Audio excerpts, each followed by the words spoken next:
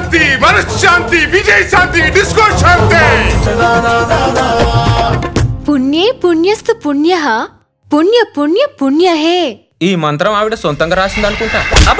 Allari Naresh comedy star గా ఈ తరం యంగ్ హీరోస్ లో పేరు తెచ్చుకున్న ఈ హీరో త్వరగానే 50 మూవీస్ పూర్తి చేసుకున్నాడు. అయితే గత కొంతకాలంగా నరేష్ కు సరైన హిట్ లేదు. హిట్ కోసం నరేష్ చెయ్యని ప్రయత్నం లేదనే చెప్పాలి.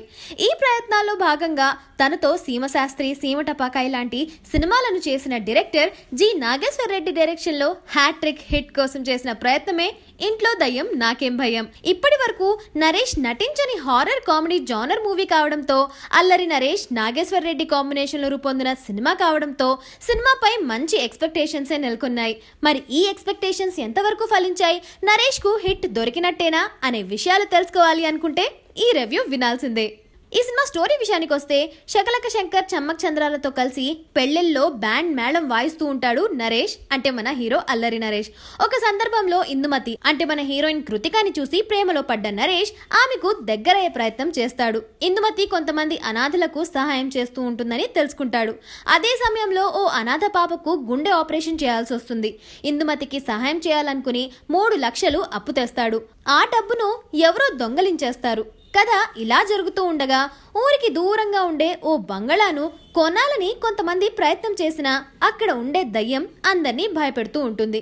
ఆ విషయం తెలియక గోపాలం అంటే మన రాజేంద్ర ప్రసాద్ తన కూతురి పెళ్లి కోసం ఆ బంగ్లాను కొనేస్తాడు. కానీ దయ్యం గోపాలాన్ని, అతని బంధువులను కూడా భయపెట్టడంతో గోపాలం మంత్రగాడికి ఫోన్ చేస్తాడు. ఆ కాల్ అనుకోకుండా నరేష్ కి వెళ్తుంది. డబ్బు అవసరమైన నరేష్ గోపాలానికి తాను మాంత్రికుడని అబద్ధం చెప్పి ఇంట్లోకి వస్తాడు. అప్పుడు దయ్యం నరేష్ ను ఏం చేస్తుంది, నరేష్ కి దయ్యానికి అసలు సంబంధం ఏంటి, అసలు దయ్యం ఎవరు, దయ్యం చివరి కోరిక ఏంటి, ఇవన్నీ తెలుసుకోవాలి అనుకుంటే ఇంట్లో దయ్యం నాకేం భయం సినిమా చూడాల్సిందే. ఈ సినిమా ప్లస్ పాయింట్స్ విషయానికి వస్తే, శకలక శంకర్, చమ్మక్ చంద్ర కామెడీ, కొన్ని హారర్ సీన్స్ చాలా బాగున్నాయి, ఇంకా సినిమాటోగ్రఫీ. మైనస్ పాయింట్స్ విషయానికి వస్తే, కామెడీ అనుకున్న స్థాయిలో పండకపోవడం, రొటీన్ స్టోరీ కావడం, సినిమా బోరింగ్ గా ఉండడం, ఫస్ట్ హాఫ్ ముగిసేసరికి సెకండ్ హాఫ్ ఏమిటో తెలిసిపోవడం. ఓవరాల్ గా నరేష్ కామెడీలో ఎక్కడా కొత్తదనం కనపడదు. హీరోయిన్ కృతిక రోల్ సాంగ్స్ కే పరిమితమైపోయింది. మరో హీరోయిన్ మౌర్యాని రోల్ కూడా అంతే. శకలక శంకర్, చమ్మక్ చంద్రాల కామెడీ ఆడియన్స్ ను నవ్విస్తుంది. రాజేంద్ర ప్రసాద్ వంటి సీనియర్ నటుడు చేయాల్సిన పాత్ర కానే కాదు. ఈ పాత్రకు రాజేంద్ర ప్రసాద్ కేవలం కాస్టింగ్ కోసమే చేసినట్టు అనిపించింది. రాజేంద్ర ప్రసాద్ తన పాత్రను చాలా సునాయాసంగా చేసేశాడు.